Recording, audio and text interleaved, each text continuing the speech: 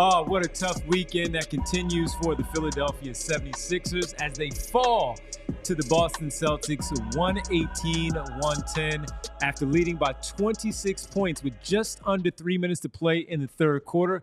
The Boston Celtics then turned things around, scoring to cut the lead into the lead, leading into the fourth, where the score after three, leading by the 76ers still 94 to 80.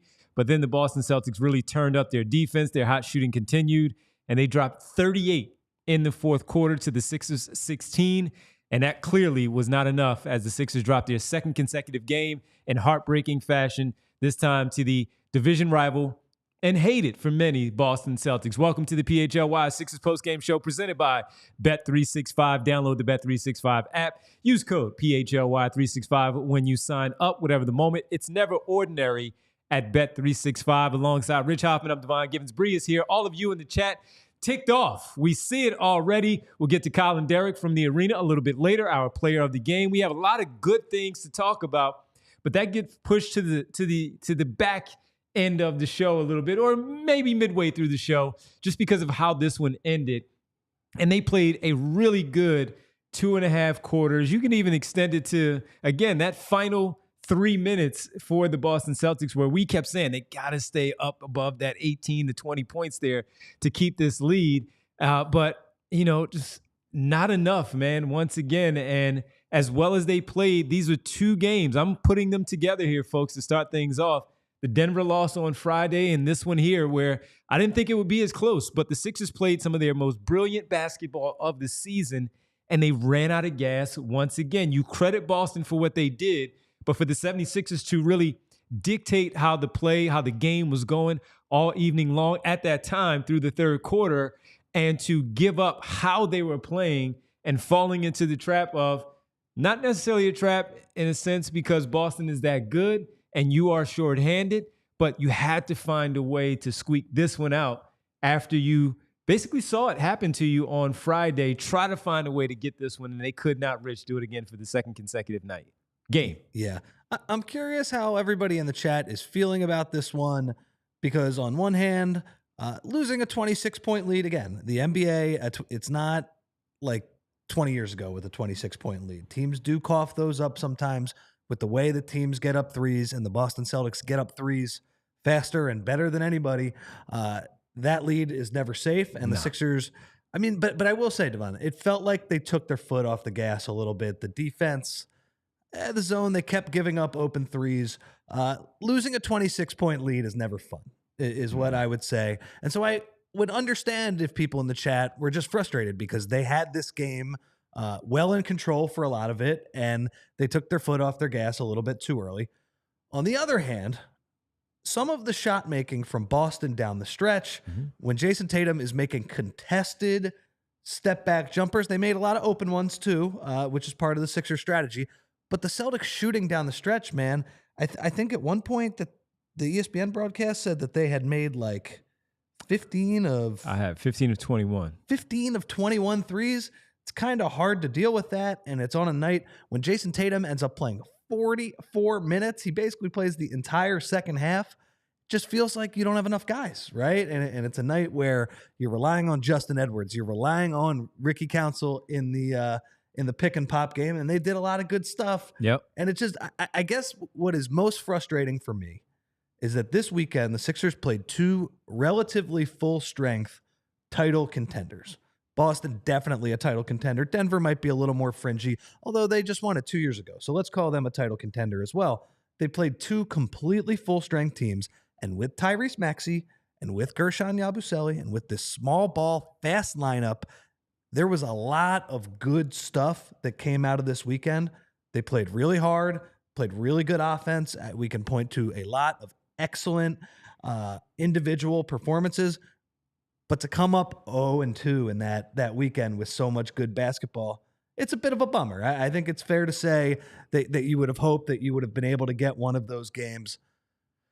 But look, the Celtics are awesome, and they were at full strength and they're throwing Tatum at you. They're throwing Drew Holiday at Maxey at the end of the game, kind of like as like a relief pitcher at the end of the game to close the Sixers out. They're very good, and it's not unexpected. I think we both expected that it would be much more of a blowout and the Celtics would not have to work as hard for that one. You might say that they sleptwalked through the first couple quarters. I mean, again, even if they did sleepwalk, the Sixers had that game. Like, the Sixers had that game. Yabu was, he was doing chin-ups on the rim. He was having fun, and they let their foot off the gas, and the Celtics were incredible. I mean, just incredible shot making down the stretch. You need the Celtics to have like an excellent shooting game for them to beat you. So on one hand, it's frustrating to lose in that way. How can it not be frustrating? On the other hand, there is a little bit of a dose of reality where we understand that this team is shorthanded and they ran out of bodies. They ran out of playable NBA guys. And that's what it was. Yeah, so as you talk about basically the tale of two halves, even though we know it was late in the third quarter where they really started to turn it up for the Boston Celtics, just the difference, Rich, and everybody out there, Bree, of course, that the Celtics, with the Sixers leading in the first half, shot 33% from the field. In the second half, not talking the first or just the second individually, first half, both quarters, 33.3%. In the second half, both third and fourth quarters, but you know how hot they were. They were hot in both. I mean, they scored 36 and 38 in both. The Sixers just happened to still be leading by 14 after three. They shot 66.7% from the field and 14 for 22 from beyond. That's good for 63.6%. And that's the difference right there in the game, especially when the Sixers only make 5 in the second half compared to what they were making early on in terms of threes. And they shot 45%, which is generally good, shooting 45% and making those 5 threes out of 13 attempts for 38%. That should get you a win. But when you are playing the Boston Celtics, you're undermanned. You are giving it everything you have in terms of your defense, gutting it out. In the end, though, you get that gut punch. And when you do get the contributions that you were able to get in the first half from Kyle Lowry and Reggie Jackson in particular, because they are the older players that we focus on, you did not use them in the second half to the same tune of how you did. They only played 4 minutes and 27 seconds, both. And they were rough. In the second half. And they were rough. Reggie Jackson was 0 for 4. He was 0 for 3, where all three of us were sitting there saying, Reggie, you got to knock down one of these. At least 2 of the 3 were open. Really good passes. They swing the ball to him. And one went in and out. It kind of rattled out. The other one just flat out missed. He missed 4 shots, 3 from beyond. And in those minutes, you only get 4 for 27. Their minutes were much better in the first half to help you pick up that double-digit lead where you did not relinquish it. And if I were to look back at the first half and look at their numbers in general, 2 for 5 for Reggie Jackson, 1 3, 2 for 4, Kyle Lowry, both threes for him, and 9 minutes and 24 seconds for Jackson, 10:40 for Kyle Lowry. So you get 12 points from them. They were both a positive in their run out there on the floor in the first half. And in the second half, that was not the case. Minus 10 for the game, minus 14. And honestly, like you said, Reggie missing those shots was the big deal. Those were good looks. They still were executing okay offensively. Exactly. But it was such a killer because they were in the zone on the other end, and the Celtics were just answering with threes. That's why you have to. That's why you have to make those. At least 2 of those you have to make, and they did not. So look, that's not the difference in how they lost. But I'm just pointing out the way that the Sixers played in that first half to have that lead. After 2, up 61-44 was partly due to their good play. The fact that Boston did not shoot well enough to the tune, again, of 7 made threes, which was 26%, and that 33% from the floor. They didn't turn the ball over. They only coughed it up 5 times, in the Sixers, same thing. They only gave the ball up 4 times. But when you get that early contribution like that, and you can't get that again in the second half, and they start to make their shots, that's where things start to flip. And really hurt the Sixers in the end. You got good contribution from Justin Edwards, Ricky Council, and others, Kelly Oubre, Gershon Yabusele. But again, when you don't have a bench to lean on to get that, again, kind of contribution that you need to close the game out, those little small things, including free throws, which we will get to, they really start to bite you in the end. So tough loss once again for the Sixers in this one. We got our super chats. We'll get to them. We're asking a lot. I know as we discuss this to start things off, we're asking a lot, but it's only because of how the game started out, how the game trended. We were how expecting them to played. get blown out, but they were great. Exactly. And when you're also learning from what happened on Friday, not to say that they didn't, but the game got too fast for them. Things got too tight for them down the stretch, where you started to see the mistakes that weren't there earlier really started to show themselves in that second half. So with those things, hey, they gave a great effort. Yes, they did. Oftentimes we don't talk about participation trophies and the way that they have played as of late, winning four of their last 6 games. It's not just you this give weekend. them the credit. No, it's not just this weekend. They played well. They have played really well. It's just that, hey, your room for error right now is really, really slim. Yep. So if you can take advantage of an opportunity like Friday or Sunday, don't win both. We said win one because they are 2 really tough opponents. You have to come away with one of those wins, especially the hole that you've dug yourself in at this stage of the season now, 19-29 on the campaign. These come back and get you. And when Chicago and Toronto are right there with you, and you're simply talking about a 10 seed, you have to find a way to come away with the W in one of these 2 games. So as hard as they have played, as well as they have shown us out there on the floor, this one and Friday were really, really tough to absorb, and watching how they lost these basketball games. These are teaching moments for them for sure, but you would hope that they were learning moments from Friday to help you secure just a 1-point win. That's all you needed. Just 1 point over the Boston Celtics tonight. Unfortunately, they could not do that. It's one of those games too. It's like, it's the same thing as the other night where I can say, I know why they lost, but I'm not furious at them for losing in that way. Now it's a bummer. It would have been nicer if it was like the Denver game on Friday, because they were on the seesaw the entire night with Denver, right? That was easy. It stings to blow a 26-point lead, even if that is something that does happen in the modern NBA. Look, it's just a bummer. They are at full strength. They have all of their big guns, and yeah, fine. You might say that they didn't try as much early on, but like down the stretch, they can go to Jason Tatum. They can go to Jaylen Brown in the post against Tyrese Maxey. They can go to Porzingis. They can go to Derek White for pick and pop threes. And the Sixers have 6 rotation players, including, guys who are making a ton of money. They're just on the bench, and to ask guys like Justin Edwards and Rick and all of them, it's a big ask for them to try and win the game. They were close, and I felt like the defense kind of let up right in the middle of the third quarter. Man, it was funny. It was when Yabu was getting some dunks. It was when the Sixers were still trading baskets with them. I did not like the box and one that Nick Nurse played. He played it for 3 straight possessions, and the Celtics got 8 points on those 3 possessions, and they were wide open looks. They go box and one on Jason Tatum. And then the Sixers stayed in the zone, and look, they had a lot of success in the first half with that zone, but it just felt like the Celtics got into a little bit of a rhythm with that box and one. Yep. The Sixers don't have the personnel to play a box and one. They're not long enough, man. They're not like you need like Chris Boucher running around in that box and one.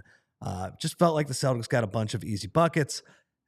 And then there was nothing the Sixers could do. I mean, honestly, like some of the shots that the Celtics were making, those were tip your cap type shots. Like Tatum is making step back threes from the top of the key. It's like, all right, man, you just got to shake his hand on that one. Celtics end up shooting 43% from beyond the arc. It was a little bit of a bummer, and the Sixers stopped scoring in the fourth quarter. Yeah. I thought Drew did a really nice job on Maxey. Sixers missed a bunch of free throws. They missed a few open threes. They came back to earth a little bit. And that was the story. I mean, look, they gave us a competitive game, which is what we were looking for, right? During the pregame, we said, can you give us a competitive 48-minute game? Yes, we did. So I'm not going to sit here and just say, oh, not like that, because it was disappointing in how they lost it. They did give us a competitive 48-minute game. And I guess the hope is, and if people are despondent in the chat right now, I get it. Some people are done with this franchise, all this stuff. But what I would say is that hopefully a lot of these role guys who have been asked to do entirely too much over this couple weeks here, who have won games that they should not have won and played games close that they had no business being into, you would hope that they can take that for when Joel Embiid and Paul George come back. And apparently they're coming back this week. Well, I believe it when I see it. You heard it from the TV broadcast. You heard it on the TV broadcast that they will be back this week. And if they get Joel Embiid and Paul George playing at a decent level that we have seen from them, and these guys can just slide into their roles as kind of more depth pieces, and Tyrese Maxey as not the unquestioned man, they could roll off some wins here. They really those could. Guys played really well, starting with Tyrese. I know he struggled towards the end, but he did some really, really good stuff this weekend. I'm very happy with how he's playing right now. Rich's point is fantastic about how Nick Nurse had his team in the box and one for a while. Once it hurt them early, you just get out of it. You get out of it. You don't have the personnel, as you pointed out. This team is too good for you to give them something to shoot themselves, to shoot their way out of their struggles, to give them that consistently, keep going and playing in that box and one to allow them to feel comfortable. They saw it.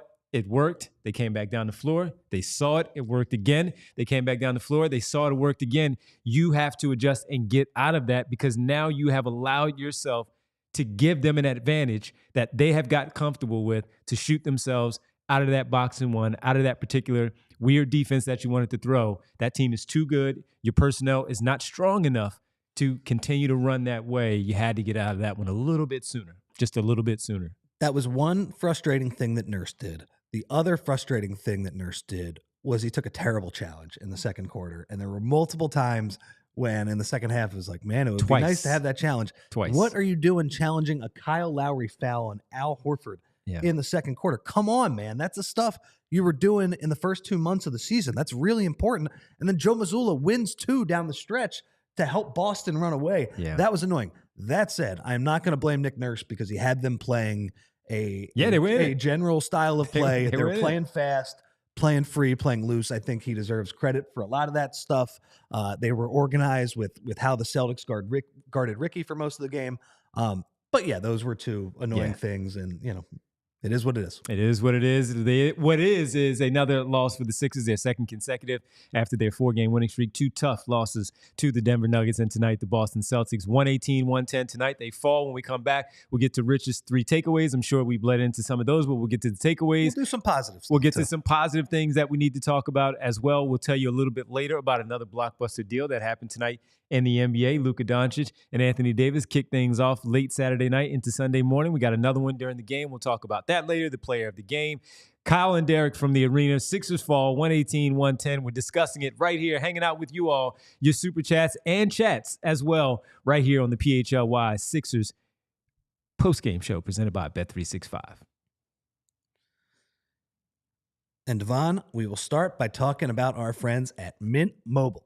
2025 is here, and Mint Mobile has a resolution for you. Skip the gym, skip the fad diets, skip the BS resolutions that you will forget about by next month. I guess it already is that month where people forget about it by now. Yep. But skip those BS resolutions. Skip them. And instead make a resolution to save some serious cash by making the switch to Mint Mobile. And right now, you can get half off Mint Mobile's 3-month unlimited plan. It's time to leave your overpriced wireless plans jaw-dropping monthly bills, unexpected overages, and all of their other BS in 2024. Mint Mobile is dropping huge savings for the new year by offering any 3-month plan for only $15 a month, even their unlimited plan. And all plans, they come with high-speed data and unlimited talk and text delivered on the nation's largest 5G network. You can even bring your current phone and your number over. So ditch the overpriced wireless with Mint Mobile. It's so easy. Sign up online and get 3 months of premium wireless service for $15 a month. And to get this new customer offer and your new 3-month premium wireless plan for just $15 a month, go to mintmobile.com/Sixers. That's mintmobile.com/Sixers. Cut your wireless bill to $15 a month at mintmobile.com/Sixers. $45 upfront payment required. New customers on their first 3-month plan only. Speed slower above 40 gigabytes on unlimited plan. Additionals, taxes, fees, and restrictions apply. See Mint Mobile for details. We have to tell you about our good partners. Great to partner up with Dr. Morgenstern with Glatt Hair Restoration by Morgenstern Medical. Dr. Glatt, of course, well known for this great company that he had, teaming up with Dr. Morgenstern for the Glatt Hair Restoration under the direction now of renowned plastic surgeon Dr. Ken Morgenstern. Same peerless approach that you have with them teaming up. Same expert team, same unmatched GLAT system, same state-of-the-art location, and the same stellar results as you try to better yourself with your looking of your hair overall. Each member of this exceptionally trained team with Dr. Morgenstern brings 30 plus years of experience, industry experience. Hair restoration is all they do. Anyone can buy equipment and say they do hair restoration, but only at GLAT Hair and Morgenstern do they offer decades of proven results using an innovative approach and delivered by leaders in the industry. John Marks has been telling you about it for years, and he is now with the PHLY family, and he continues to do so Monday through Friday, beginning at 8 a.m. to tell you about GLAT Hair Restoration with Morgenstern. Here's what you get: laser light therapy, you get non-invasive TED treatments, topical oral medications, PRP and stem cell restoration, and hair restoration surgery. Overall, each patient receives a complimentary one-on-one consultation to pinpoint the best course of treatment for you personally. And if you're ready again, winter is almost over. As he mentioned it, Rich did. It's already February. So if you're looking at, hey, March and April will be here soon enough, and the spring will be here, the summer right behind it, and you want to make sure your hair is right, this is the place for you. They care for their patients. Each patient gets that one-on-one consultation again to figure out what's best for you. Bald is now optional if that is your choice. But if you want to improve how you look and how you feel about yourself, GLAT Hair has the right treatment for you. Regain your confidence. Visit GLADHairMCTR.com or call 610-980-4000 to get started. Welcome back to the PHLY Sixers postgame show presented by Bet365. Sixers fall by 8, blowing a 26-point second-half lead, 118-110. Quickly, is Maury in the front office? Are they using the Mint double phoning and get things done here? We are 5 days away, man. Are they double phoning it with Mint? They better, for $15 a month. I hope so. Hey, everybody, Sixers people, you're watching. Tell Daryl in the front office, Mint Mobile has you covered. All right, man, let's get to Rich's 3 takeaways from tonight. Another tough one. You started it off there with the first one, 2.5 great quarters, 1.5 terrible quarters. It would have been better if they just played on the seesaw the entire night and lost by 8. Again, as a fan, as somebody who's rooting for them to win, it's much easier if they just stay on the seesaw the entire game instead of dominate for over a half and then fall apart a little bit as Boston plays really well down the stretch. Fall apart a lot. But that's what it was. That's what we got tonight. And look, I think for the most part, I have the same feelings as Friday. Like I said, decent effort there, but good effort. Like honestly, like offensively, they're playing really well. Defensively, they're just overmatched. That's the reason they can't get stops, is that they're overmatched. They're small. They're young. They're all of those things. They're playing hard. Like, you know, I want to give credit to a guy because it was part of your Bet365 bets tonight. Kelly Oubre, who did not play well down the stretch. That dude was a beast on the boards tonight, man. He was getting contested rebound after contested rebound. So shout out to him. That was a really good effort. And yeah, so I think overall there were a lot of good things to take, but they just don't have the horses to win this game unless they play perfect for pretty much the entire game. And it's like you said, the best point of the night was the one you made, just how slim their margin for error is with this group. And they tested it. They got pretty close to that margin for error. But they fell just short. And then the last one is something that we'll get into a little bit. Ricky Council sets his career high for assists tonight. Go get him, Rick. He was diming people up. It was wonderful. I guess we can talk about this now. Ricky? Yeah, Ricky. Okay. Yeah, let's talk about it now, just because it was a huge part of why they were able to build a lead. The Celtics decided with that small Sixers lineup that they did not want Gershon Yabusele to pick and pop for threes. So they've done what they've done in the past. Remember last year, they had Drew Holiday guard Joel Embiid because they want to be able to switch that initial pick and roll with Tyrese Maxey. So Yabusele is in the Embiid spot. They had Drew Holiday on Yabu to start, and they said, Kristaps Porzingis, who is our traditional rim protector, we are going to have him roam off Ricky Council. And the Sixers got Ricky Council very involved in pick and pops, in other type of actions with Ricky Council because the Celtics were not switching that action. And I got to say, it wasn't perfect. You know, there were a few moments where Kristaps is standing in the lane and Ricky's about to charge at him full speed, and it didn't always work out. It was exciting to watch. You know, you see Ricky with the head start to try and dunk on the Giant there. Full head of steam. But man, he made some great passes out of that action, finding Oubre on the baseline, finding Maxey, spraying it out to shooters. Man, he made some great passes. Easily the best passing game of his career, outside of that one insane pass he threw against the Spurs last year that helped them win that game. The left-handed to Nick Batum in the corner in unbelievable. overtime. Yeah, unbelievable. Maybe that's his best passing game just for that one solo pass. But again, like Ricky is another example. I used Justin Edwards the other night as the textbook example of Nick Nurse is getting a lot out of these guys right now, where that's a rookie who we did not expect to play in the rotation, but he knows what he's doing. He's making open threes with a quick trigger. He's having to guard Jason Tatum and Jaylen Brown and doing a good job, and he's competing. Of course, they'll beat him a couple times, but that's okay. He wasn't expected to do this. I think we can add Ricky to that column for this week, because Ricky was a guy who lost his minutes to Justin Edwards because Justin Edwards was playing kind of a smarter, more under control game. I got to say, Ricky, for 4 games this week at this point, right? They played the back-to-back in the middle of the week, and then they played the 2 very difficult games against Denver and Boston. Mm-hmm. And he was very good and made a positive impact in all of those. So I say, good for you, Ricky Council. Nice work. He had a career high 8 assists, as Rich had in his 3 takeaways there. And what was fantastic about it is, as Porzingis was on him, at one point, because of what they were doing, he made the 1-3 early, and he also made a driving basket. And we all 3 were sitting there. And I said to both Bree and Rich, he's going to have to take another one of these because they're sagging off too much. They're not trusting, and they're not believing in that shot. So while they're backing off, and as good as he is, as under control as he has been in this game, they are kind of prepared for him when he gets there. So he's going to have to make another one from outside to make them push up on him defensively. And then you put the ball on him, blow by him, and get to the rim and try to make a decision from there.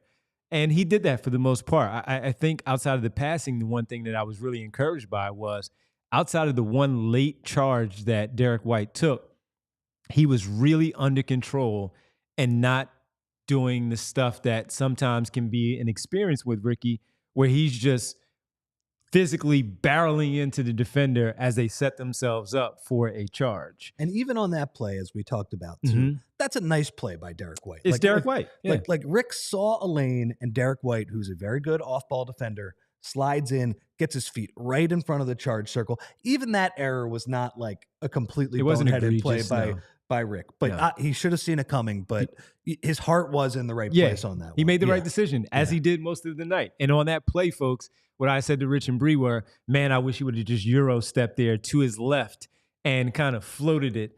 Like we have seen many times with his off-balance type of shot making, he does it. So that Euro step at that point to avoid Derek White and his body there, because he's so good at setting up and taking those charges, both he and Drew Holiday for that matter, that one was key down the stretch. But he was fantastic, man. That one bounce pass that he had through the defense for cutting Kelly Oubre for a reverse layup, that was great. Another pass that he gave to, I believe it was Yabusele he had a number of them tonight. He was tremendous. And Bree, can we roll the one on the tape of the one that got us all like, oh, hey, what is going on here? Well, we know what's going on here. It's Ricky in the open floor. And Ricky in the open floor, the seas parted, folks. Bam. And I was like, Ricky, give the ball up on the left. You can get it back in another way. He said, nope. I'm going down. The seas parted. Bam. He pulled that thing back. That's like his 4th one of those this week. Exactly. And go get him, Rick. He did it not only on the offensive end. I thought he had some really good defensive possessions as well. And certainly as a distributor tonight, he did a really good job. So after being sent down to the G League and playing with the Delaware Bluecoats, he really came back up to the big team and played like a guy who felt like he belonged here in Philadelphia. He was ticked off. He made the most of his minutes. Even on the one play where he threw the ball, he tried. It was another great idea. He penetrated the defense, broke it down, got into the paint, left his feet, though, and tried to left-hand throw it again to Justin Edwards in the corner, but Justin Edwards didn't slide down enough for that pass. It wasn't Edwards' fault because Ricky shouldn't have gotten that deep to make that type of pass. I love that he turned to the coach and patted himself on the chest. I don't know if people saw it, but he patted himself on the chest and said, my fault, my bad. Terrible turnover at that spot because of the momentum that was going for Boston. But again, the idea, the decision-making in general. And he also had one late where Yabusele, He had a nice steal, came down the floor, bounced past behind his back, right into the hands of Yabusele for the finish. But he was so fatigued at that point, he could not get any lift off. He missed the shot. I think it was really contested. They might have gotten a piece of it. They went the other way good and hands scored. play by Boston, but a good pass by Rick. Good pass. So he could have had 9 or 10 assists, maybe a double-double for Ricky. But overall, just a really good game from Ricky Council. I'm so happy to see that because even us who have been supportive of his game, for fun, because it was a guy that we addressed last season. We saw how he was turning things around, playing the same way that Justin Edwards is playing right now. He got comfortable and started doing some things to get him outside of what earned him those minutes and that contract. He's starting to get back to that player. And that's what you want to see. You don't want to see him lose that fearlessness that makes him him. But he also has to maintain what he had last season, which was playing under control, which is why he was on the floor in the first place, with the trust from his teammates, his coaches, and made him the player that so many people in Philadelphia really started to like. Yep. So let's zoom out a little bit and go more big picture, because I think Rick is a perfect example of the role player stepping up. Like, look, this has been a rough season for a lot of reasons, because the stars have been hurt. Yeah. Because Maxey struggled a little bit at the beginning of the year, because a lot of the depth pieces had struggled. I will say on those last 2 parts, and we'll throw Nick Nurse in there. I didn't think Nick Nurse was very good for a couple months. Those last 3 things that I'm talking about, Maxey, role players, coach, all of those things look a lot better right now. And Igavini made the point that he feels like they can be more dangerous. I'm curious what people in the chat sort of think now. Do you take any positivity from this, in that if they can get Joel and PG back and playing at a decent level, that because these role players got a little bit of confidence, they're playing well, and they will be asked to do a lot less when those guys come back? Do these games make you feel, again, I don't want to say moral victories, because, again, they lost and they have a ton of losses this year, so I understand that. But do these games give you any more confidence that they can at least, I'm not even saying make a run, but just be a much more threatening team down the stretch and into the playoffs potentially, because of what we have seen, let's say, over the past week here? I would say yes, but it has to do with also those guys coming back. We know that they can score. And in the 2 All-Stars, where we talk about Joel Embiid and Paul George, Caleb Martin will also be back in that rotation. We don't know about KJ Martin and where he will fit into it all, when and if he does eventually come back. So we're really looking at those 4, and specifically those 3. Caleb Martin will fit in. He's plug and play. Paul George seemingly is plug and play, but he also, as we saw, he can dribble the air out of the ball a little bit. That can take you out of your rhythm. That has also been a point of contention for a lot of Sixer fans, of course. Joel Embiid in the same way, where he slows things down. What we have seen from this particular group right now, led by Maxey, which has been really, really good over this last week and a half, over the course of these 6 games, is they're playing with a really good pace. So my hope is, to answer Rich's question, is that when they do come back, they see how these guys are playing 100%. With one another, and decide that they cannot just simply live off of who they have been to become the players that they are currently in this league, but also insert themselves into what we're seeing from this current group led by Maxey, with how they're playing, with the pace, with the ball movement in the half court, where you're getting a lot of really good looks. They're not falling the way that you want to for the full 48. But as Rich said, in his first point of his 3 takeaways, for 2.5 quarters, the shot was falling. The ball movement was still there, even in the 1.5 quarters where things went the other way. Their passing was the awesome ball tonight. movement has been there. That's good. The shot just simply did not fall. So with the lack of talent that you're talking about that is playing above their heads, at some point the shots are going to stop falling.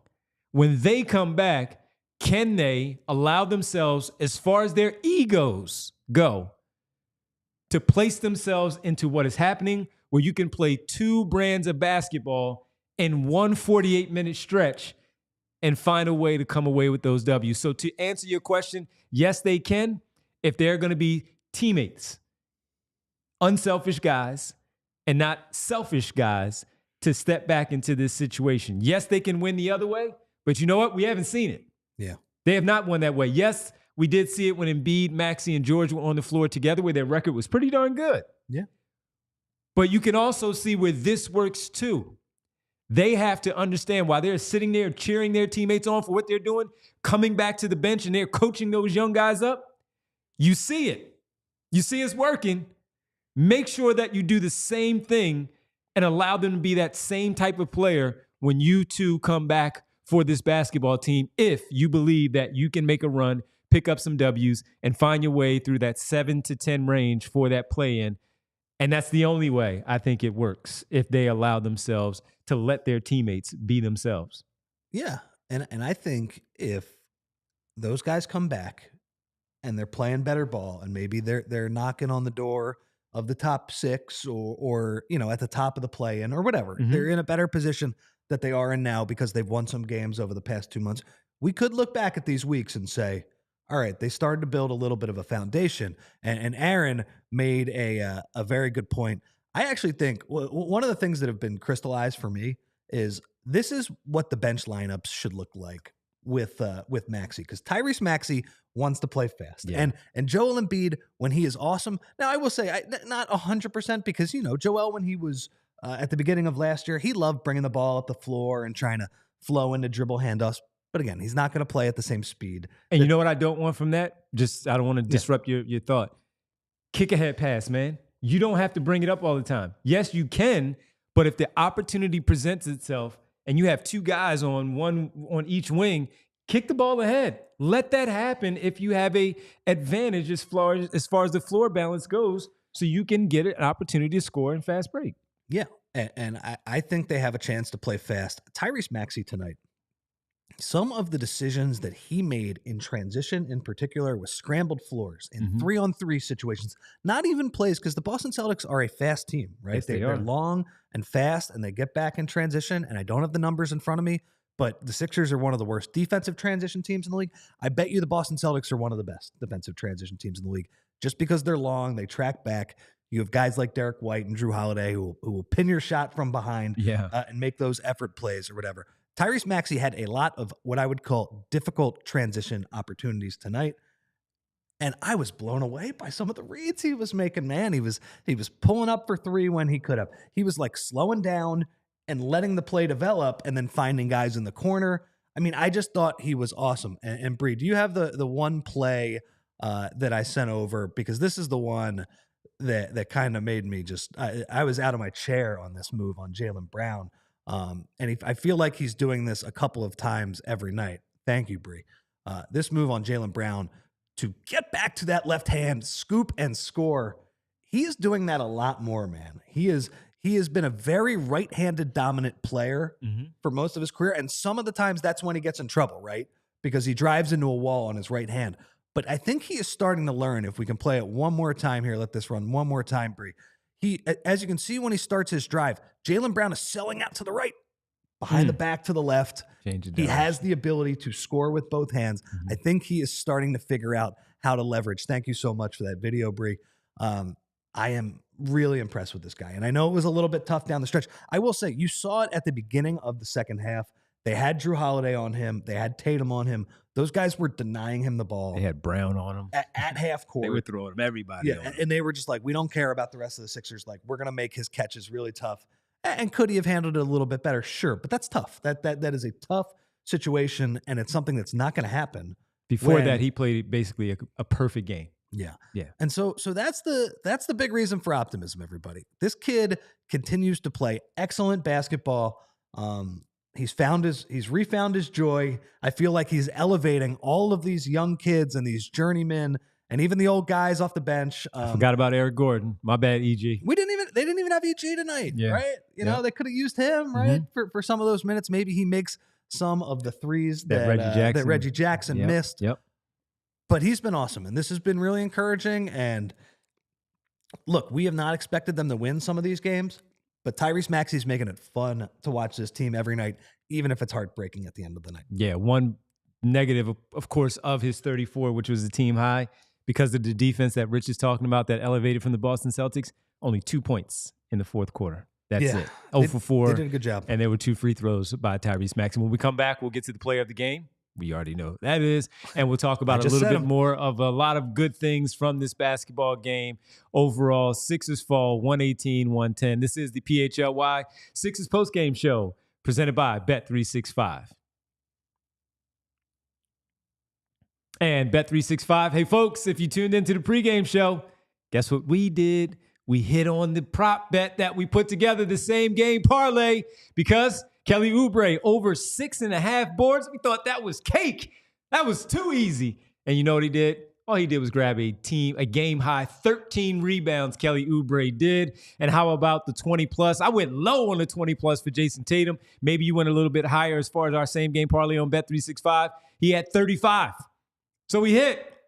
We were fantastic in that. And when it comes to the rebounds for Tyrese Maxey, he just missed it. He got off to a really good start, but unfortunately he couldn't finish with the 5 that Rich had predicted. There were a lot of missed shots, man. They're not in the second half. They didn't. No, they did not. But if you tailed us and you went with Bet365, you found yourself in a pretty good experience tonight, at least winning some of your money back and making you feel a little bit good with that. Over 90 million users on Bet365 worldwide. Early payouts across NBA, NFL, NHL, and MLB. And that was an early payout for me at Bet365 because of that same game parlay as well. Hope you tailed on that one. And they have pioneered live in-game betting. So if you're watching the game right now, currently on television, and you want a live in-game bet because you see how the game is trending, do so at Bet365 again, because they have the early payout. If things work out for you, you get that done pretty quickly. And we have breaking news from Bet365, which is new customers. Let everybody know with the football season upcoming and some big basketball during the week, college as well.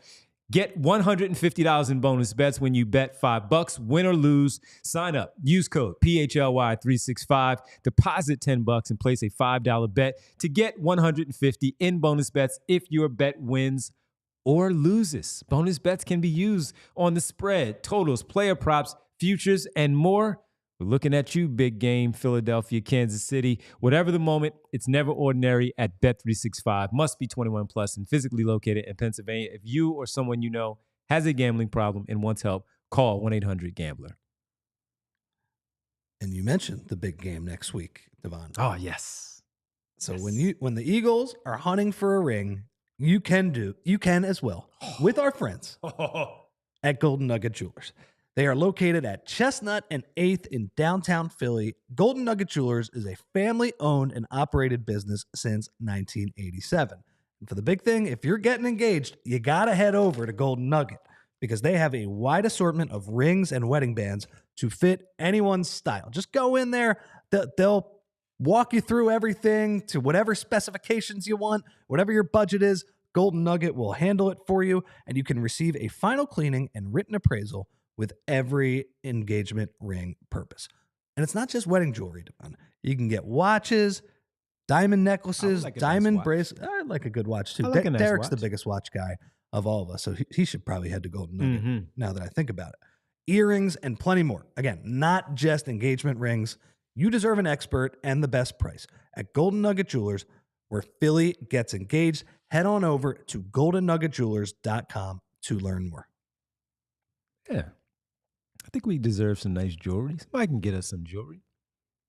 Buy some jewelry. Hopefully the Eagles this Sunday night, hopefully they traded the bad loss, the juju, yes, for some better juju good next weekend. Yes. And I got to say, if that's the case, Who do the Sixers deal. play?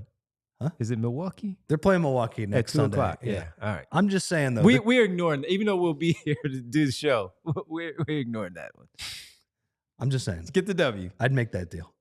100%. 100%. I'd trade that loss for a dub next week. Yes. I think everybody would. Yes. Unless you're not a Sixers fan, then you probably, or an Eagles fan, then they don't care. Then you don't care. Well, All right, Daryl Morey said he's woken up. Anything happening this weekend? Yeah. Well, hey, how about the new trade? I don't think you could make trades this early. That's what.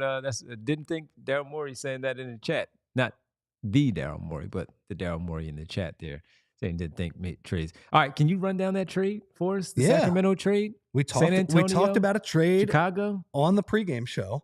What is this? Now we have a new one to announce, and I'd be curious what everybody in the chat has to think about this one. The full trade, per my friend Shams, the Spurs get De'Aaron Fox and Jordan McLaughlin.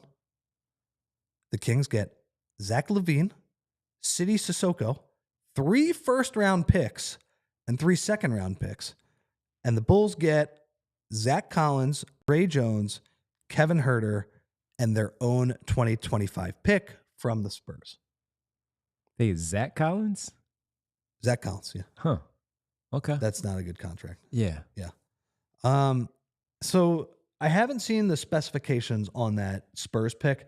I actually think it was like top 10 protected or something like that. So the Bulls took away any chance to lose that pick as a lottery pick.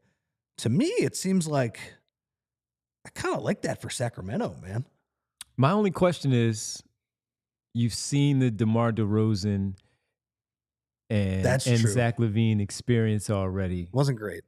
Coach is different. I don't know how much Doug Christie is going to make things that much better. We weren't a fan of Doug Christie this week. Nah. So that's going to be an interesting one. But we'll get back to that because we do have to head to the arena right now. Sure. Check in with the guys as the Sixers fall 118-110. Joining us live from the arena, of course, from the PHLY Sixers podcast and all the written great content at allphly.com. His recap is up right now. You can check that out. Also, Kyle Neubeck joining us. And Kyle, for the second consecutive game, man, they gave it their all, but they ran out of gas once again. And when we talk about these games, they're being too far behind at this point to cough up these games. You don't need to take two, but you need to find a way to take one of them. This one was a gut punch.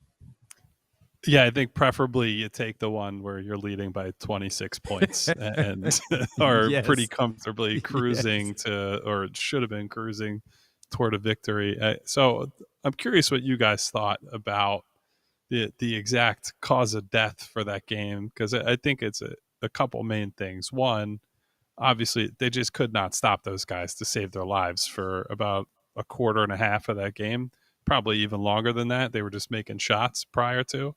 And Nick and Tyrese and other guys talked about it after the game, just that they felt they had to play a lot of zone because of Maxey's fourth foul that he picked up early. And I know Rich was not a fan of the box and one that we saw. And I wasn't a fan of that challenge either in the game early in the game. Too. Wouldn't have minded seeing a challenge for the charge on Maxey. I think that was a 50-50 call that could have gotten overturned. Go ahead. Sorry for interrupting. Let's circle back on that one in a moment. But yeah, so defensively, big time struggles. And then the other end of the floor, I understand when you can't get stops, it's a lot tougher to play fast and get up the floor and get into stuff early. You're going to be playing against a good half court defense more often when their offense is rolling, but just a lot of like barely crossing half court with 16 seconds on the clock. Boston did a good job of then, sending the help and the traps at Tyrese. And so they're getting him off the ball. They're putting it into somebody's hands like Kelly Oubre or Justin Edwards, and you're eating a little more clock. And all of a sudden you look up, it's like, boy, there's 6 or 7 seconds on the shot clock and we haven't accomplished anything. And I thought that I get that when you're the underdog and you're up by a bunch and you're playing a much more talented and available team, giving them fewer possessions and bleeding clock is, on paper, it sounds okay. I just think the way that Boston team plays, if you do that, you cannot play prevent offense against them. It's just a death by 1,000 cuts approach.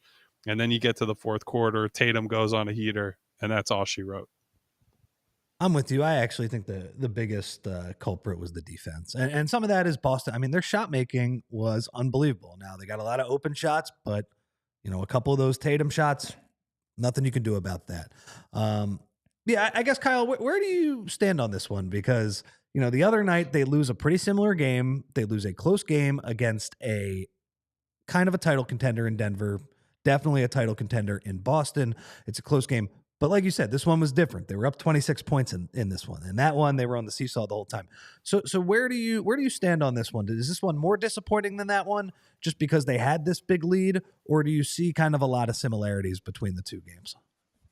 I think there are similarities, but I would say this one is a lot more infuriating just because of the game script. And it was preventable the way this ended, right? Against the Nuggets, you played well and they deserve to be in a position to try to win or steal that game, however you want to put that. But they're trailing for a lot of that game. And it wasn't like a massive lead, right? It was a lot of up 3, up 5, up 7, whatever it is, and then battling back against that. But that's one where it's like, okay, if you leave it close, Jokic is going to win that game. And that's where you just say they don't have enough talent.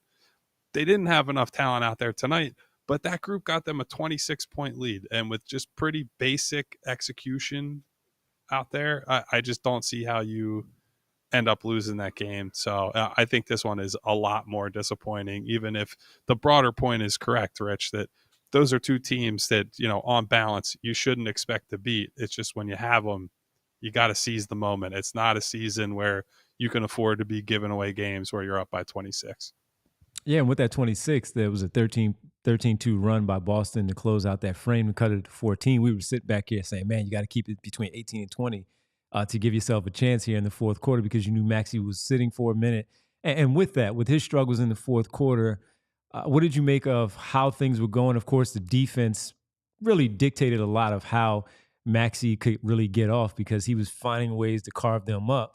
But as you pointed out, ball just getting across around 17, 16, getting into their stuff late. And when you do that and your main guy is now being double teamed, he's being blitzed, he's being forced to pass the ball, there's really no way for him to do anything. And he only had the 2 points, which were at the free throw line. So how did you think? Did they say anything about how they wanted to approach that fourth quarter based on the 4 fouls? And then where the defense changed things up, forcing them to get outside of what they were doing comfortably through the first 3 quarters? Yeah, so Maxey said it was a balance of, I think that Boston played aggressively, right? Like they trapped him and they did different things, and they tried to get the ball out of his hands. But he said, I didn't respond as well as I did early in the game. I probably could have gotten off the ball early, hit the short roller, hit the open shooter to the weak side, and get off the ball, and then try to find it or cut or do whatever.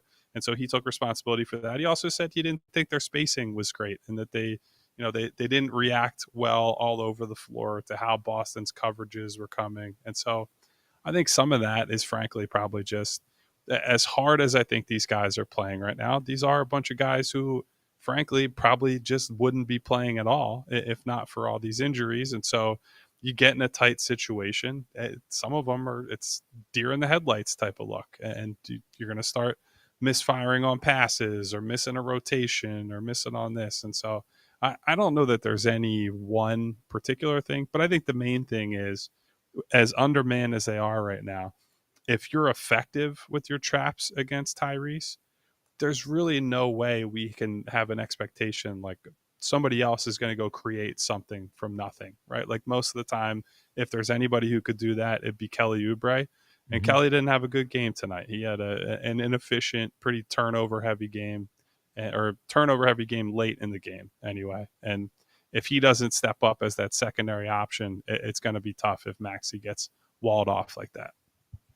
Kyle, one guy who has really had a good week, but also had an excellent game tonight, we've been talking a lot about him, Ricky Council. The Celtics, it seemed like they were daring him to shoot. They put Porzingis on him a lot of the game. And I thought Rick did an awesome job of like just driving, kicking, making the right reads. Absolutely shattered his career high in assists with 8 of them. He actually could have had a couple more, as Devon and I talked about. What is Nurse and Ricky? What have they been saying about kind of how Rick has handled getting demoted, going to Delaware, and then putting 4 very nice games together, I would say.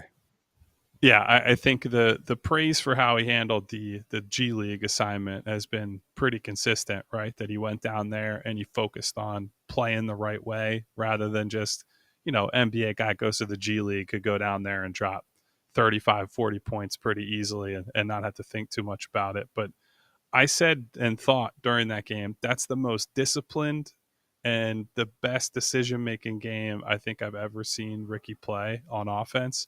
I think the real upset is that him and Kelly Oubre were somehow able to hook up on like a bunch of those nice passing plays, right? Those are 2 guys that a lot of the time, if there's a head scratcher, if there's like a, hey, you got to get rid of the ball type of deal, it's one of those guys at the center of it. And so to watch them play in tandem and then to watch Ricky mostly hunt his offense in transition, right? Which is where you do want him being aggressive and trying to get to the basket. I thought he did an excellent job of, even on the perimeter stuff, Rich.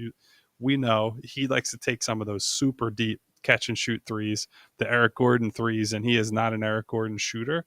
And he had a nice play tonight in the first half that stuck out to me where he looked at one of those quick pump fake. I think it was just like one dribble, step by, and then a kick over to Kelly Oubre for a trail three. And those are the type of, connective plays that we rarely see him make. And so if he starts making plays like that regularly and he can hit some passes on those drop offs to cutters, like then he becomes a true Swiss Army knife type player. And we're not talking about a end of the rotation guy. We're talking about a guy who could have a long career. So obviously a long way from that, but a lot of good stuff out there from him tonight and this whole past week. Go get him, Rick.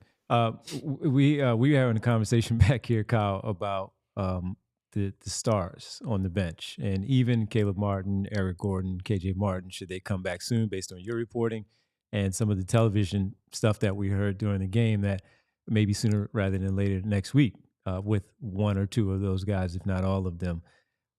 Sitting there watching how this team is playing right now and how much success they are having, we were talking about how we would hope that they would look at this and understand that you can play more than one way, where everything is not slow things down. You can play both ways. So just in your thought and your, based on how you know those guys and being around them, just your overall thought of if and when they do come back, do you see it as, of course you have to insert those guys back in it, they are the stars, but where they can also maybe put some of the things that individually they do so well that slows the game down, but they can also look at it and say, we can play two different styles of basketball?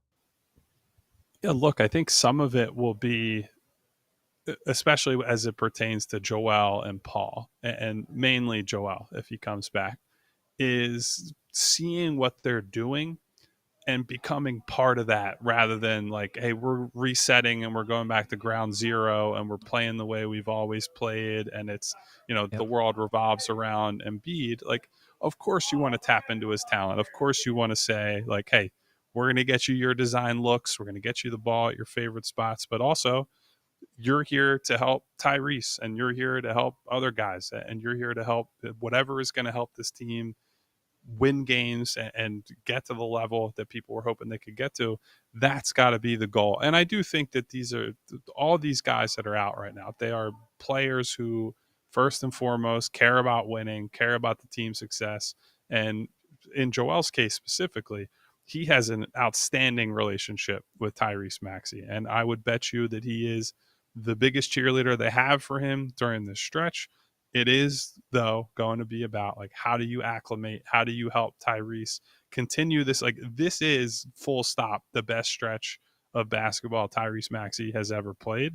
I said in my recap tonight, if this had happened at the beginning of the year, if we got, 2-3 weeks, maybe even a month of this level of play, we wouldn't be talking about Tyrese Maxey. Oh, is he going to be an all-star? We'd be saying, this kid's making the leap to like superstardom, right? Like, this is an absolutely outrageous run that he's been on, especially when you consider the surrounding context. And so that's important to think about, not just for him and the staff, but all these guys that are coming back. How are you helping him maintain this? Because if this is real, if this can be sustainable over a longer period of time, that is a foundational shift, even for people who were, super pro Maxey coming into the year.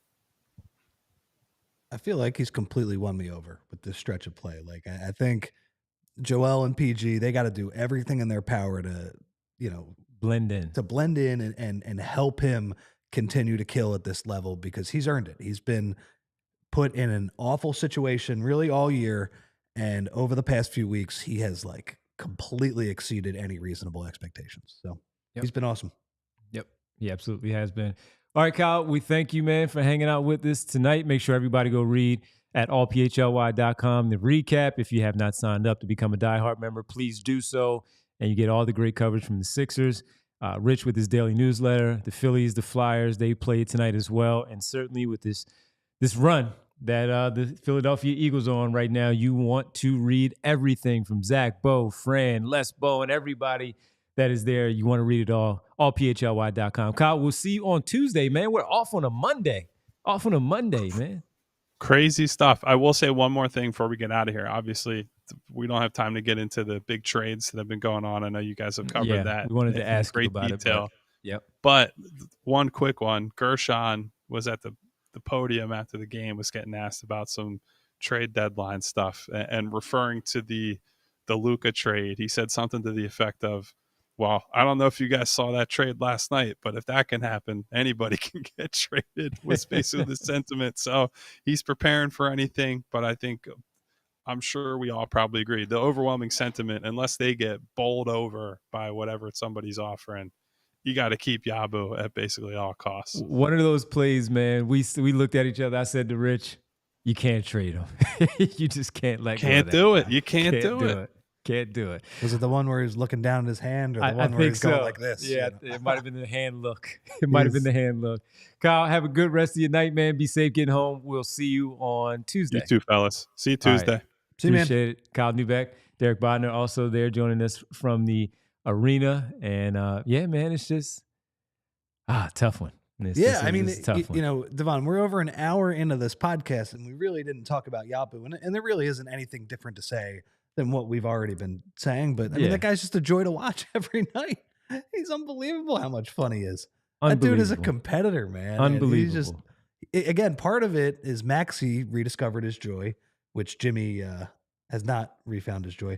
Did you see Wendy reported that Jimmy told the Golden State Warriors, I'm not doing a contract extension with you. So that man is out of his mind. I think he's leading James Harden now. Yeah, I think he's it's a neck and neck race, but he's pulled ahead. Yes, he has, man. He's got him by a couple lengths now. Yes, he has. But Yabu, just like he has unbelievable. Always had that joy this season. And I'm smiling watching him play every night. He's so much fun. Quickly, the schedule is on the screen, folks. So if you are looking for us, again, we just said it to Kyle. This is the first time we're saying it tonight. Outside of speaking to Kyle, we are off on Monday because we are having a consecutive 4-day stretch. 4-day stretch, Tuesday through Friday, and with one actual show, and that is the trade deadline show. Trade deadline, baby. That we're going to have on Thursday. So Tuesday, Wednesday, Friday, Sunday, pre and post game. And Thursday, our only show where all four of us will be together to get things ready to hopefully see Yabusele stay here and talk about all the things from Luka Doncic, De'Aaron Fox, Anthony Davis, Zach LaVine being on the move.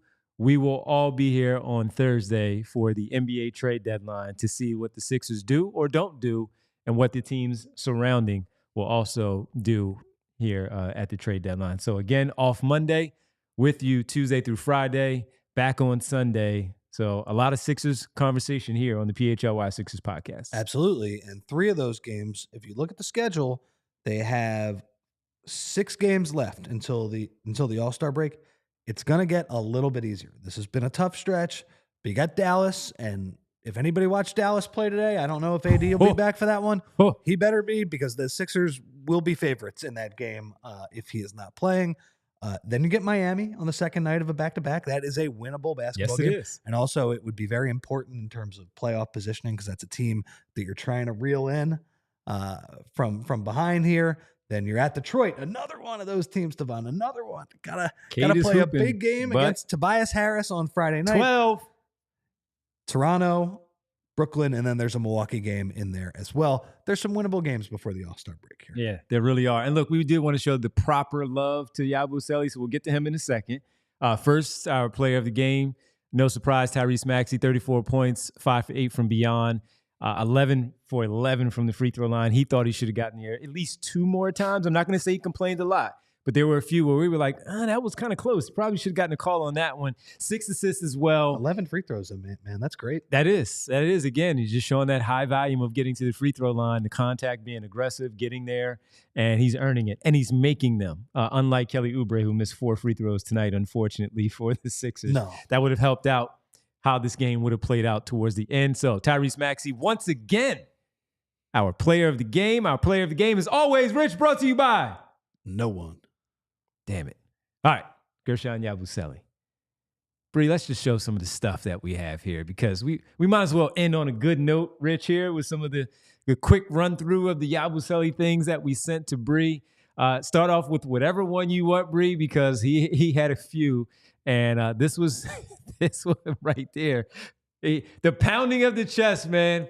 Yabusele down the lane. It was a great play in general. Put the ball on the floor, and how dare they try to attack how to defend the rim with him attacking the basket like that, pounding his chest, and that was a great one. That was a great one from Yabusele. Really, really enjoyed Yabu. I mean, he was just tearing down the rim, man. He gets some big dunks. He's been so much fun, man. I really enjoy watching that guy. Again, I've enjoyed watching the entire team over this past week. I've enjoyed watching Justin Edwards and Ricky and all that stuff. But it definitely starts with Tyrese and Yabu. They're just bringing it every single night. They absolutely have. Look at that. That's the one you wanted, right? Love it. putting his face in his hair. That's more like the Jalen Brunson one a little bit, but yeah, it worked. He was in his groove, man. He was in his groove. Unfortunately, again, they lost it, but overall, he was phenomenal. Yeah. He was phenomenal tonight. He also had one where he hung on the rim and got attacked. They were up by like 23. Probably a bad sign. At that time, it looked like it was okay because they were up 23. We're like, you can sacrifice 1 point. Thought they were going to win by 25. The momentum, you still have it. You're good. Just win. Yeah. And that 1 point, it probably mattered. Could take that one back. Could take that one back with Kelly's free throws. Now it's a 3-point game at that point. Come on, man. You needed that one. But in the moment, it was fun to see Yabusele just simply play the way that he did play tonight. So good job overall from him.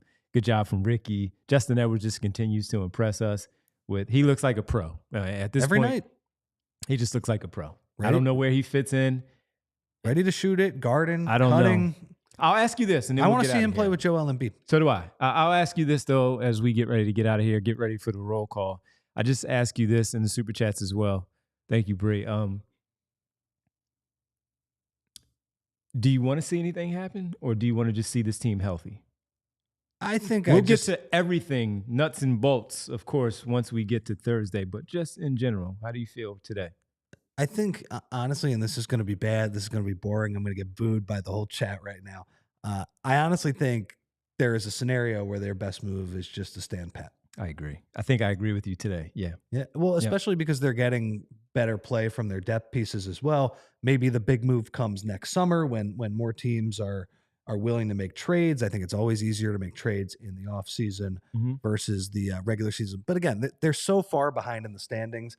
I'm not as concerned about this year. I think the improvement is going to have to be internal, right? And most of the improvement is just going to have to be the top guys got to get healthy. They got to start playing basketball, and that should provide a nice boost for them. That's kind of where I'm at now. Again, we've talked about this all the time. You got to understand what's going on with Yabu. If you cannot re-sign him because he's playing great every night, you got to move him. Yes. But if you have the intel that he's not going to get a big offer and that taxpayer mid-level exception is going to be good enough to bring him back, I don't want to trade him. So Daryl's going to have to figure that out. It's on him. I agree with you. I just saw somebody say, please trade for CJ McCollum. That was J Love says trade for CJ McCollum. We saw him come in here and light the Sixers up for 30 plus in that one game. He's had an okay season. I just hate the fit with Maxey. Yeah, you want some more size next to Maxey at this point. All right, let's get to the super chats. Also, make sure you hit that like button and for us here in the chat. James Alexander has 2, so we're going to combine them both. I'm done with this team. This team needs to have mental toughness. I'm not done with them. This particular group, you've seen the mental toughness. Yeah. The problem is they are at a talent deficit. Exactly. Every night. Yes, that is it. So we'll see what it looks like when the others come back, especially Paul George and Joel Embiid. Everybody else is a role player. I feel good about the role players' mental toughness. I feel better about the head coach's ability to get them to play hard too. This has been the best Nick Nurse stretch from his time as the Sixers coach, I think. I think the beginning of last year when Joel was playing well, but sometimes it's hard to separate. You have an MVP level player and the coach, like what is the driving factor there? Mm-hmm. I actually think Joel is the bigger driving factor there. I've been impressed by what Nick Nurse has done outside of his challenges for the most part. We've seen Embiid come back from an injury and kind of integrate himself into what's working. Yeah. The only issue here is I wonder if he will press because of the hole that they're in, which they've never been in. Now, last season when he came back, they needed that stretch down the end where they ran off 8 in a row, 8-0. he played 7 of them, yeah. He played to what 6 they of were them. doing, and he played really well. So I just hope that he doesn't try to be Superman and do too much when you have enough from everybody else. He's been a willing passer too. I agree. I agree. When other guys are playing really well, especially Maxey, he likes playing that dribble handoff game with him. Like he gets the ball at the top of the key, and there are times where, and I mean this in a positive way too, like he's not even looking at the rim. He's like, let's run 2-man action, 3-man action. Let's get the ball moving side to side, those type of things. I think that's what we'll see. I am more curious if he does come back this week, what does he look like physically? Because I feel like Devon, we've seen him practicing a lot. Like this hasn't been okay, you're good for 2 practices and then you come back and play. I would hope he's like in slightly better shape, because obviously when he usually comes back, the first couple games are pretty ugly. You know, he just doesn't have his wind. He's rusty. He's a rhythm basketball player. I'm hoping that because I hate to say it, the ramp has been pretty long this time, that we see a little bit more of an in rhythm Joel Embiid. We'll see. Absolutely. Holy Cannoli in the chat. What up, Cannoli? This is Maxey's team. They need to pivot the building around Maxey. He needs real help, and any chance they eventually try to get rid of Embiid or PG. Thank you, Cannoli, for the super chat. Cannoli, they can't get rid of Embiid this year. They can't even do it. They can trade Paul George, but they can. I saw somebody asking in the chat a little bit earlier, and I apologize for responding a little bit too late here, but because it is pertinent to the question there. Embiid cannot be moved until the summer. Paul George, though, yes, he can be moved Thursday. Doubt it. Highly doubt it. I'd be surprised. But I'd be surprised if they do something like that. But right now, it's Maxey's team. They're still, they won 4 of 6, but you could use the help from the other guys. And they got to get into the playoff conversation again, and then we'll see where they eventually go. But they're going to have a Tyrese Maxey type of up and down pace. And then they're also going to have a half-court situation where it's really still going to be Embiid, even though he may not get all the shots that he used to. The hub is him. Whether it's Paul George, Tyrese Maxey playing off of him, scoring more points, he's still the hub. So the one thing is, I've been pretty hard on the build around Maxey idea for a long time, and I still don't think he can be your best player. I don't think your team is very good. That's not a knock on him. I will say he's starting to play well enough where I at least will understand the sentiment and entertain the conversation. He's playing awesome basketball. He still needs tons of help. I still don't think you can win with him as your best player, but he has been so freaking good, and he deserves so much credit for that over the past few weeks. There's no knock of being a number 2 on a championship contending team. They have been good enough to win. They've been good enough to win with him as the number 2. They just haven't done it. So, man, if you got him playing like this with like an in-form MVP level Joel Embiid, you would really be cooking. Yes. Yeah. Marcus Blackstock with 2 super chats for us. We appreciate it. One of them, the 20th super chat from Marcus over the course of hanging out with us here on the community channel. Quite a Marcus, milestone. thank you. Thank you, Marcus. Sub of Maxey, close to the 3rd. He left in the 3rd, as we talked about in game. When he went to the bench, Maxey was still frying them. Why was that? That was a momentum shift. Why take him out? Yeah, I mean, it was interesting in that the Sixers were much more shorthanded tonight. And Nick Nurse, who has the reputation of running his guys into the ground, actually the Celtics kept their starters in. Tatum and Brown were in during that stretch as well. So, Marcus, I understand your frustration a little bit, because maybe if Tyrese Maxey's in the game, maybe he gets one of those threes that Reggie Jackson gets. He probably makes one of them. We'll see. I mean, the Celtics would have guarded him differently.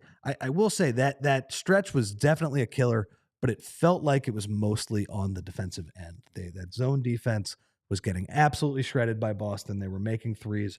That was more of the issue than the offense. And I don't think Maxey is like the driving force of a great defense. But agreed, like they let the Celtics back in the game during that stretch for sure. Also says Marcus, play competent ball, and I may watch again. They look pretty good this week. This week and a half of the 6-game stretch, they look pretty darn good. Yeah. Pretty darn good. Riaz with the late super chat. If we are healthy for the second half of the season, what's the highest seed the Sixers can get? Bulls are tanking. Zach LaVine trade. Can we get to the 6th seed? Thanks. 5.5 behind the 6 seed. You play Miami, so you can knock a game off them if you're able to beat them. I think the 6 seed is realistically the highest seed that they can get. They're not catching any of Milwaukee, Indiana, or New York, in my opinion.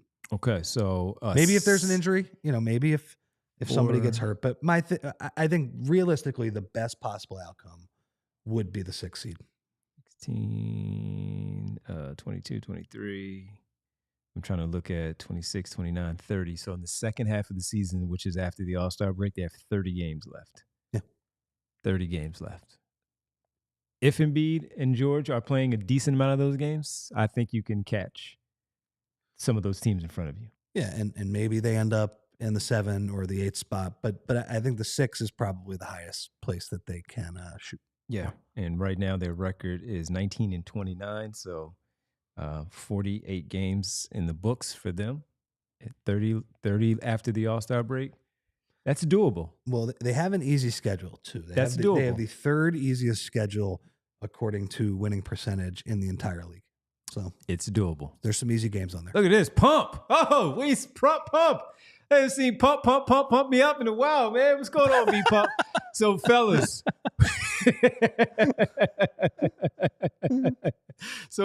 Who are we trading? Paul George, Yabusele, and the Martins. Who are they trading them for? Embiid, lucky he can't be moved because, buddy, I can't stand you. Oh, man. Wow. Oh, man. Come on, Pump. Well, good to see Pump back at least. It is good to see Pump back in the chat. I don't think, I mean, today it's hard to say. Paul George is probably not getting traded. Yeah. I'd be very surprised by that. Yabusele, of course, that's 50-50. We don't know. If they get blown out of the water with an offer, they probably have to do it. And if they get the intel that it's not going to work as far as an extension, that won't happen. The Martins, I mean, look, you signed KJ Martin for that reason of potentially being able to use him. But when he was playing well, Rich, you saw a lot of people in the chat, man, that were like, don't trade KJ. Remember that stretch where he had like 4 or 5 games and you're like, yeah, don't trade him either. What do you think? What, KJ Martin? Any of them. I mean, all 4 of the 2 Martins, the Yabusele, Paul George. Paul George, no. Yabusele, 50-50. What about the Martins? Pump said he took a 3-month sabbatical. That's all right, Pump. It's good to see you back, man. Hope you're well rested, my friend. What was I thinking? Yeah, I don't know, man. I kind of think they might stay pat. I agree. And it'll be very annoying for people who want them to sell, and it'll be annoying for people that want them to trade PG and or even the people who want them to buy. I actually think they might stay in pat. Yep, absolutely. Folks, this has been a good one. We had fun tonight. Unfortunately, the second consecutive heartbreaking loss for the Sixers. Denver on Friday, Boston tonight. These are tough. But we get a day off. We can get back at it with another back-to-back with the Dallas Mavericks. The new look Mavericks in town on Tuesday. We'll see who's even playing for them. And then the Miami Heat on Wednesday. That will be the final game before the trade deadline, which we will have our show on Thursday. So this was a fun one. MPTR saying Pumper just served a 90-dayer. Pump, it was good to see you back in there. So we want to get off and start off with the roll call, world famous roll call here tonight. Folks, got to say thank you to our super chatters, Marcus, James, Holy Cannoli, Riaz, and Pump back in hanging out with us after taking a 3-month sabbatical. Always great to see you, Pump. We appreciate you being back. Gavini, Philly 007 hanging out with us. We got Jeannie in the mix. Hey, Jeannie, we see you there. We got Al, the 2-minute warning, Phi Chi, Rich P. What up, Richie P? Mello, 3-point. J Love. What up, J Love? Valentine's Day is coming up. You got to make sure you take care of the loved one. Absolutely. J Love, what up, J Love? Make sure you go to Golden Nugget Jewelers to make sure you do that. Brother Hannibal, better love somebody to love somebody. Again, another Valentine's Day reference. I need something from Golden Nugget Jewelers, people in the chat. Valentine's Day's coming up. All right, who else do we have here? We got Boots hanging out with us in the chat. Winona, hey, Nona. Jeannie, we mentioned Jeannie. Hey, Jess, we see you in there. John, peace. What up, Peace? What up, Peace? Always good to see Peace in there. Peace and love, everybody. Neil Deaver, Davon, a.k.a. Schoolboy Beats. X-Man. What up, X? Prophet One, SB Cole, Theo. Good to see Theo in the chat. Kyle Wright, Aaron. What up, Aaron? We also have Money Mar checking in. MPTR, as we mentioned Marcus, Scott, Barb. Good to see Barb hanging out with us and trying to get some information from us. Is Daryl Morey in the chat trying to figure out what the Sixers fans want. Daryl, great hanging with you.